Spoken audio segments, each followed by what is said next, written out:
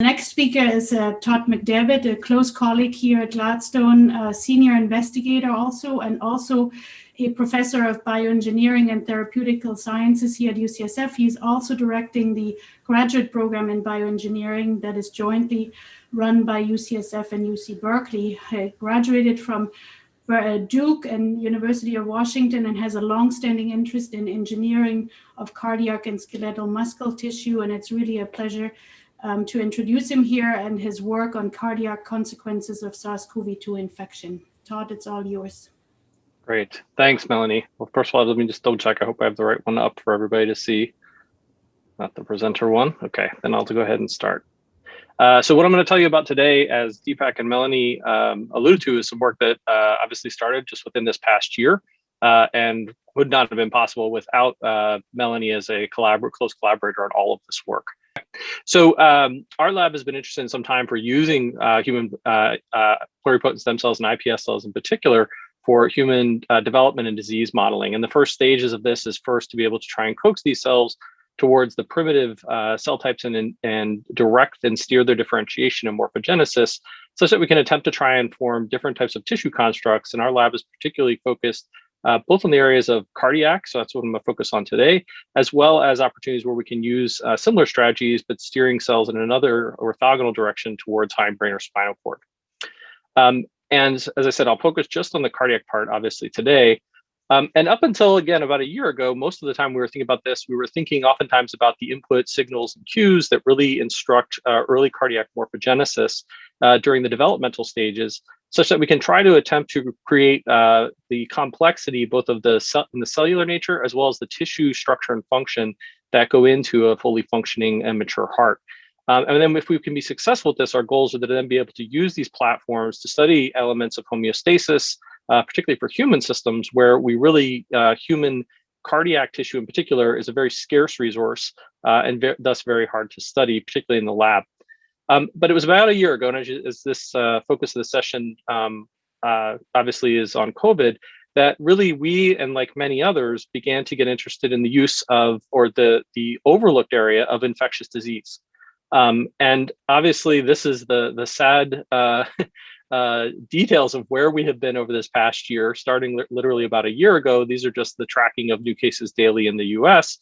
But when we look at this and where we've started from the first case that was reported at the end of January in 2020 through the early days of well before we had any of the numbers of cases in the US or globally when this was already declared a global pandemic. And now sadly where we sit at over 100 million cases as of just a few weeks ago. And just to give you an idea of this timeline for us when we started and where this took us to this is that actually it was during this first and second surges. And when we finished the first stage of this work, this was actually even before this latter surge, which has really dramatically increased the numbers of cases that we now know at a minimum that have occurred throughout the world. But during this time, and one of the things I showed those dates is that at the time when we first submitted this preprint, so we'd been working on this for several months, there had been several studies, early studies coming out about the epidemiology and a few autopsy reports. But it really wasn't until midsummer, then late summer, early fall, when there were a number of increasing anecdotal stories to start and then published peer-reviewed reports that started to give indications that that COVID-19, which has obviously started as primarily a respiratory disease, was now spreading to multiple organ systems. And the heart is obviously was the one that was of interest for us. And I just want to show this for a second, because one of the things as we've looked at these numbers and to think about putting this in perspective about the potential challenges or the potential impacts this could have on our society as a whole. The numbers at the top is that, we have over 500,000 cases of heart disease in the US, new cases a year, and well over 600,000 deaths per year. And this has made cardiovascular disease the leading cause of death in most developed nations, particularly in the US. But when you look at the cases and try to project, and again, I'm just extrapolating that from some of the estimates of reports from different types of studies, if you were to take it just in the US alone and look at the number of cases as of today, 27 million people at a minimum, and this includes the from severe to asymptomatic or to mild cases, and you were to just estimate how many of those folks, based on some of the projections, may have cardiac consequences, either acutely afterwards or potentially longer term, you can see that these numbers are already 4 to 5 times what the annual caseload is for cardiologists in adults. And it could be much higher depending on, what the actual prevalence of this post-COVID long hauler type of disease may be on the heart. And this has also been described that there's a variety, that this is not presenting just like MI, that this is one of the important things is that this is presenting as a different class of cardiac disease to most cardiologists. This is a local cardiologist here at UCSF who nicely summarized some of this recently, describing first some of the common symptoms associated with inflammation in and around the heart, which has been well documented both for this type of myocarditis, but others. But this was also then suggestively contributing to poor functional property, particularly when it comes to ejection fraction. But there are even more rare and serious complications that are being noted throughout. And these are more severe, things that you don't normally see and are very rare in most cases, more of almost a mechanical nature, really demonstrating a severe stress response in the heart that could result in some of these anomalies, such as even holes in the heart muscle, which is one of the most rare types of occurrences. And when you ask who, the first thing in most people's minds and what we've heard often is, well, those with heart disease, probably people in their maybe starting in late 60s to early 70s is the primary demographic, often where the common heart disease is studied. But actually, a number of these reports about at least some types of cardiac abnormalities are coming in young, middle-aged, and older. And it is not correlated necessarily with the severity of COVID disease at the time that the person experienced the disease. And just as of this last Friday, I came across this article, which was in the press the last couple of days, where they actually, this is the first study that I'm aware of, where they actually had decently strong data looking at confirmed COVID cases within a period of time, both what they considered pre and post-pandemic. So during the first 6 months of the 2020, and this is out of Sweden. And what they looked at was the incidence of cardiac arrest, both out of the hospital and in the hospital cases. And more importantly, what they looked at was survival. And the part here is that what you can look at is that the pre-pandemic in red overlaps with the no infection or very closely to these Kaplan-Meier curves. On the left is the out of hospital, on the right is the in hospital. And in both cases, the concerning line is the green line that drops below. Associated with this in this study, what they found is that even during this relatively short period of time when they were making this comparison, and they looked back over the past 10 years because there can be seasonal differences that occur monthly with these types of cases. But what they found was that 83% of people with out of hospital cardiac arrest incidences died within the first 24 hours. And this was not attributable to a difference between how quickly they got to the hospital or not, or received care or resuscitation.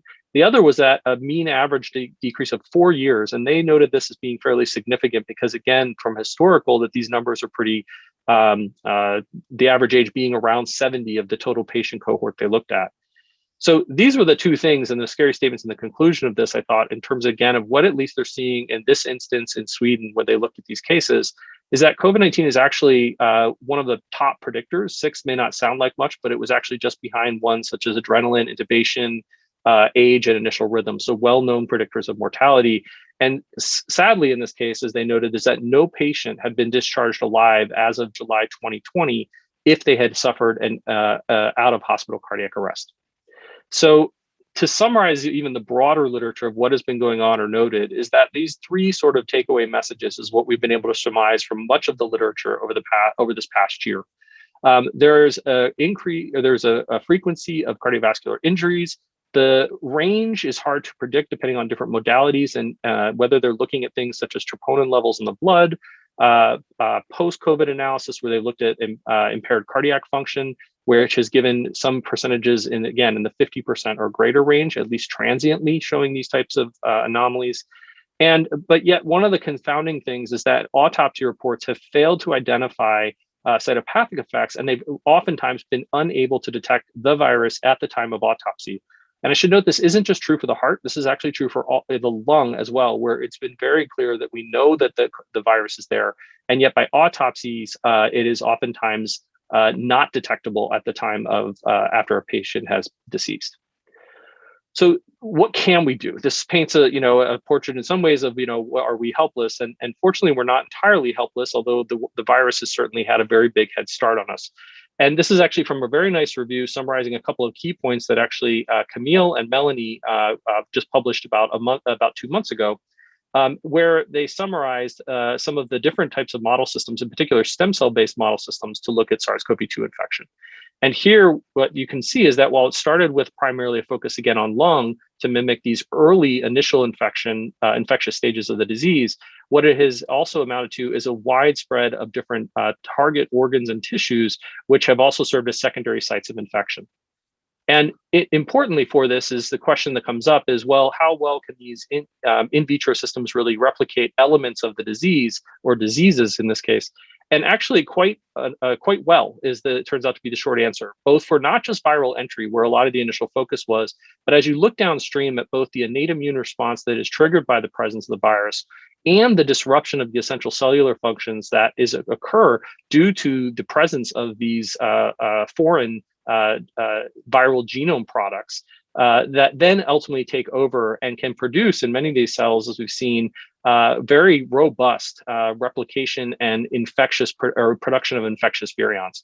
So the whole life cycle of the virus can be, in effect, mimicked by actually presenting this even in these, albeit relatively simple, isolated in vitro systems, but with a variety of different types of either of human iPS-derived cells and tissues. So taking this strategy early on with Melanie's expertise in the virology, and along with my close collaborator and good friend, Bruce Conklin, what we set out to do was to take what we had at our disposal to try and make some inroads against what was COVID doing. And the three questions we set out to answer in this was, first of all, what is the tropism of different cardiac cells? At the beginning of this outbreak, it was very unclear which cells could be infected in the heart. Turns out there are several types, but as you'll see today, at least in our in vitro studies, and what we could see is that the heart muscle cells themselves are highly infectious and prone to disruption by the virus.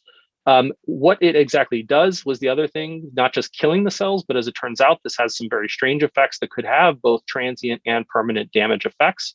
And ultimately then, can we use this type of model system to predict anything that we could try to then apply to some of the pathology for COVID-19 patients?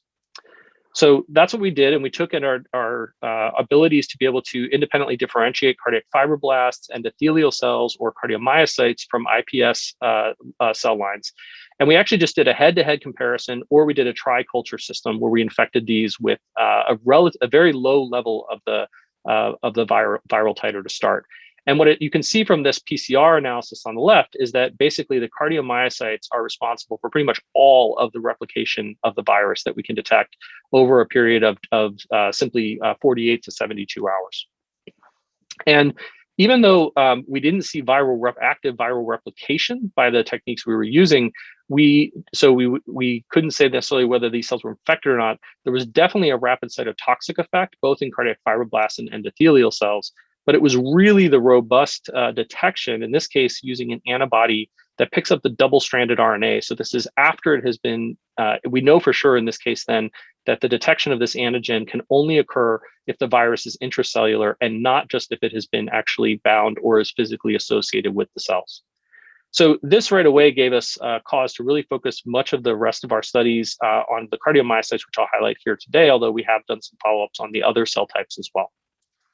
And here is just some additional immunostaining, again, to look at on the left of the MOX. And so the green here is for cardiac troponin T, and the purple in the different rows is either the top row, double-stranded RNA, J2, which is for one of the best indicators for viral genome within mammalian cells, the nucleic capsid protein or the spike protein. And so you see different staining patterns, but we can see in all these cases clear evidence of infection of these cells, even, as I said, with relatively low viral titers, suggesting again that by the mere abundance of these cells, we can tell that the virus is actually in situ replicating and infecting neighboring cells.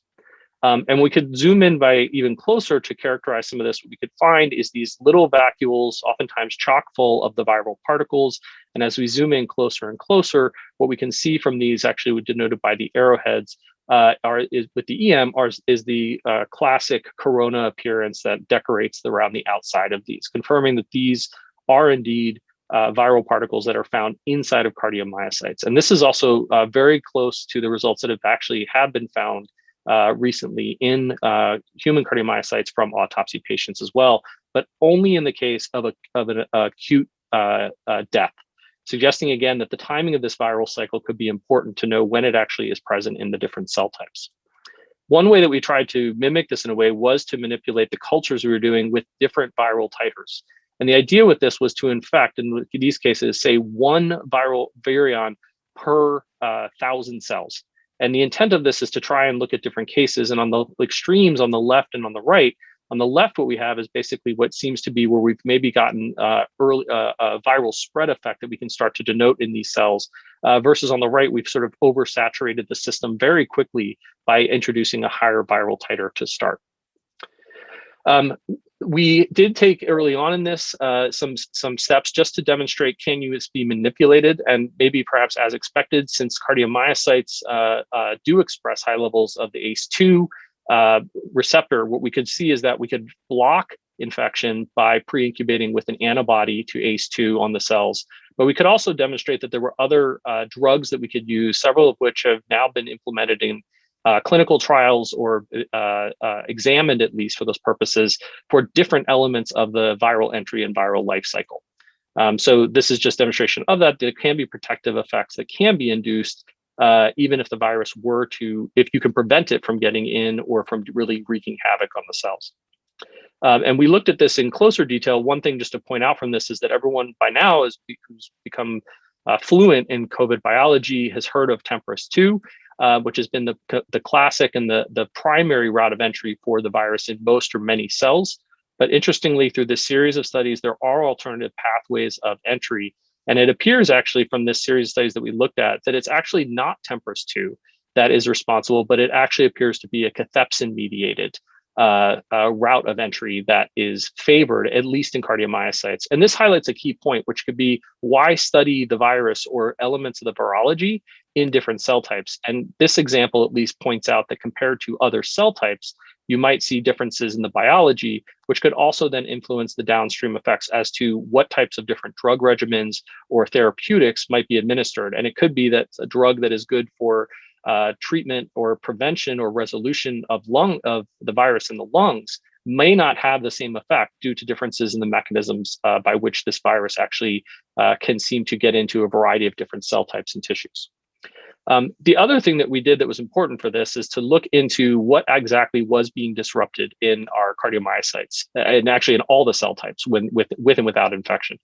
And the first thing you can see here that has now actually also been widely reported by many researchers who have looked at this is the fact that when you actually go to do transcriptome, or in this case, bulk RNA-seq analysis, is that if you're not careful, even with low or even mid-level titers, what you might get back from your sequence is entirely viral reads. Normally with other viruses, it's thought to be that it'll still constitute a minority of the reads, but shown here is as we increase the dose of the virus, we actually get more viral reads or messages coming back than we actually do even for the cells that we're looking for that were infected. And we've plotted this out with multivariate analysis to see that actually that this transcriptomic disruption provides an index of just how disrupted or perturbed the cells are with increasing viral loads. And just shown on the right are some of the different loading plots that help us to indicate what types of genes are being disrupted. But really to look at this in a little bit more depth, what we also did was to perform Go analysis across the different, for the different differential gene expression patterns that we observed between the mock, the low, the mid, or the high infected levels. And this was important because a couple of things that jumped out at us that I'll just show. The first was that probably, as we thought or was to be expected, with increasing doses, you do see a number of genes associated with an innate immune response that are increasingly expressed. And this is, again, analogous to that case where you're hitting all or most of the cells are experiencing virus at a high level early on. But interestingly, when we did with the lower ones, we could also see is that there were other genes that were disrupted. And in this case, there were several classes, but I'm just going to highlight two and why we followed up on these. The first of these was actually related to cardiac muscle contractility and cytoskeletal proteins. And the other was nuclear membrane associated genes and proteins. So when we went back and looked, we were looking carefully through our cultures, not just at sort of the bulk level, but using high content imaging to really examine the morphologies.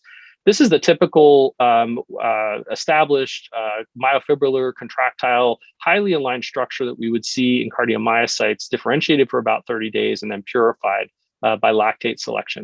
And if we take the same cells after 48 hours of exposure to the virus, what we could find was in a number of cells, this severely disrupted myofibrillar pattern, whereby we see that actually the individual bands, referred to as sarcomeres, have actually been disrupted into this sandwich-like pattern with a green, two green bands for stained here for cardiac troponin T, suggesting a highly precise sort of disruption that appeared to be going on.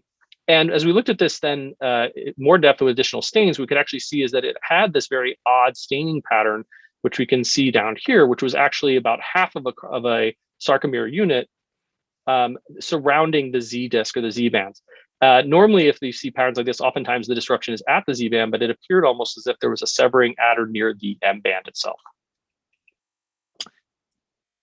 The other odd feature that we saw as we started to look closely at these was that there were a number of cardiomyocytes in certain fields again, where you would see that there was an absence of nuclear staining. And in and around these, you could see that oftentimes it appeared as if the nuclear membrane region immediately surrounding it was larger than normal and sort of torn away almost, even with the cardiac troponin stain as a counter stain for these. And as I mentioned in the gene expression, this was denoted because actually there was a significant increases in a number of proteins that are associated with this nuclear membrane integrity and that would couple to the cytoplasmic elements, including some of the sarcomeres. So it could be that this is a secondary effect as a result of the myofibrillar disruption, or these could be completely independent. At this point, we don't know for sure whether this is a temporal mechanism and they're linked, or whether these are independent events that we are observing. But in either case, the important thing was, we now had some more detailed phenotype that we could use with some patient samples that we were fortunate to obtain through a network of a number of different collaborators.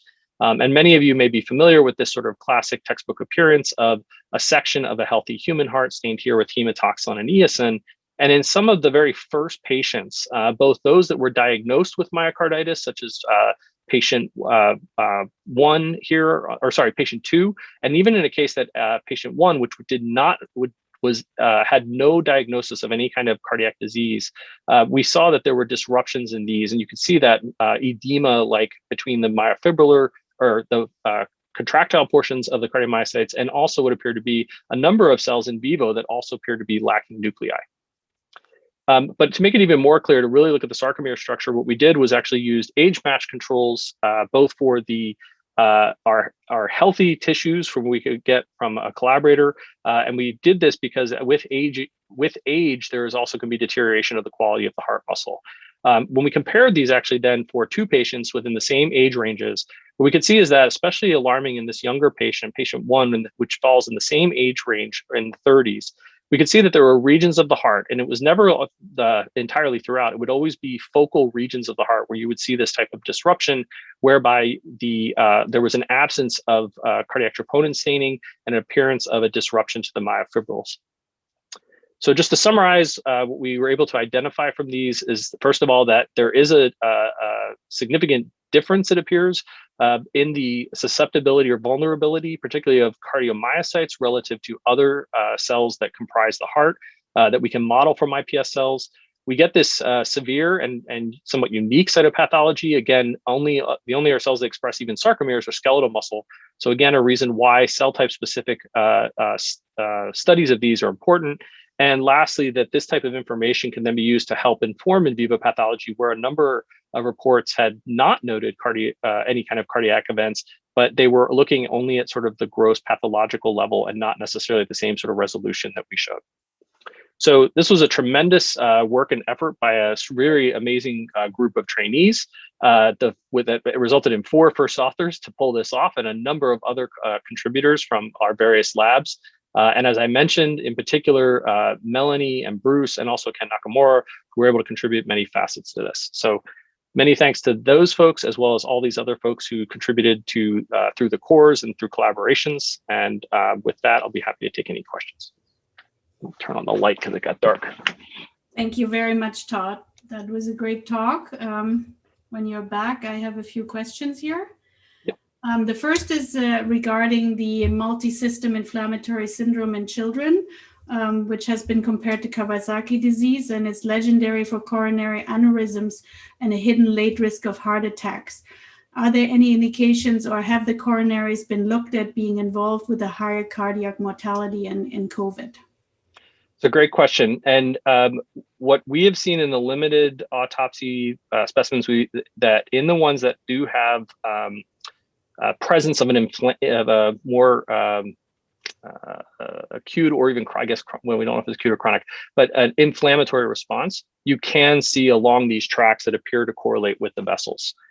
So I think it's very likely, and I do think that it's important to think about how if the virus starts in the lungs, how is it traversing or getting out into the circulatory system, and then how is it getting across to invade all of these different organs, and really blood through the blood, and then actually disrupting through the endothelial cells seems to be that it's it must be a critical factor in order for this virus to be able to spread like it does.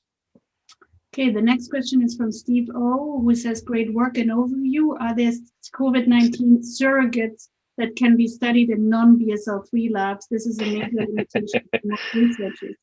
Yeah, so the short answer is no, not as much. We have done controls with other coronaviruses that you can do in BSL-2, and to date, we have not seen these types of severity of effects. So it seems to be, I don't want to overly state specific, but there seems to be a signature associated with the SARS-CoV-2 that we have yet to see with other coronaviruses, such as those are associated with common flu. So Nita Hyder from the Joslin Diabetes Center in Boston asked whether she's using iPSC-derived myoblasts and finds sex-specific changes in the expression of ACE2 gene. She's wondering if you see any sex-specific response and blockage and infection using the ACE2 antibody. Good question. The doses that we are adding with it, no, I don't think so, because it's on the blocking side. It's such a excess of it. But I would suggest one of our other folks here at UCSF, Farnak Fatah, he led a very interesting study looking at this, and I know also worked with Melanie on it, that does explain some of the differences, perhaps at least in the endogenous ACE2 expression between males and females. And that could account for, if you look at the cardiac data in particular, men are way worse off with this. And as they break down the demographics of those numbers, it's like 3 to 1 at least of men that are suffering those severe cardiac incidences compared to females. So we know that there's already men are more predisposed, or not predisposed, but their incidence of cardiac disease is greater, but it seems to be exacerbated even more in the case of COVID. Okay, there's several questions regarding the mechanism of myofibrillar disruptions. Does the viral protease play a role? How does the virus disrupt endothelium? These are 2 questions. Yeah, so that is our next major question to dig into, and so we have a proposed plan for that. We have some even putative candidates that have come out of some of the bioinformatic analysis. We've started with some initial studies, but not to hide, we don't have a good answer yet. So it could be a couple of things. It could also be, are we somehow is a endogenous program or endogenous protease is what we think might be happening. It could also be happening. The specificity suggests some kind of protease could be responsible for this. So that is one of our higher priority needs and goals for the near future. Warner asks if, since you can't find the virus in the heart, do you think it's a abortive infection of the cardiomyocytes? No. Well, I'll say no, but I'm riding a hunch. I can't give a definitive answer. What I can say is that it's the limited acute autopsy death, and then how rapidly we see the virus, at least in vitro, plow its way through the cardiomyocytes. So what we don't know is it doesn't always necessarily result in death. Is it that you're getting this disruption to them, but then there's some other, it could be from the immune side, which we don't have immune cells in there. So there's many elements of it that the simplicity of it allows us to look at things directly, but it's probably also missing key elements that could actually potentially be involved in if there is a resolution of this. And that we don't know yet, so we'll have to see.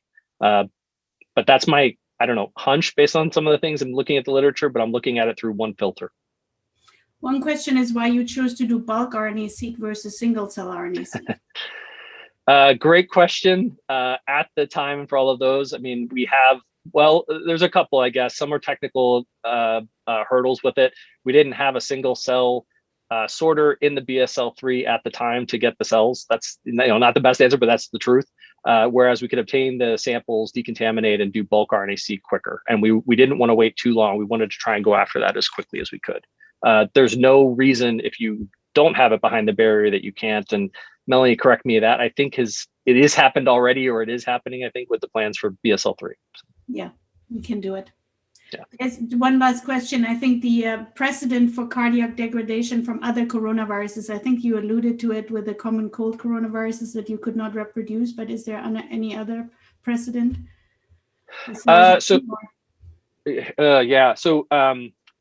Thus far going backwards, yes, there may be some, but part of it is limited by just the numbers of reports that came out of those, with the numbers of just basically people that they had to follow afterwards, such a smaller number. Whereas in this case, you know, with unfortunately millions of people, these prospective types of studies and things that they're doing retrospective now with different forms of modalities, they're not wanting for patients. So I can say yes a little bit, but it's not as well known just because the other two major coronaviruses, and what we've seen so far, at least, it's not very well studied for the other common cold flu ones as well. So this is for a new direction for us to really think about, can we use these and really dig in a bit more for infectious disease.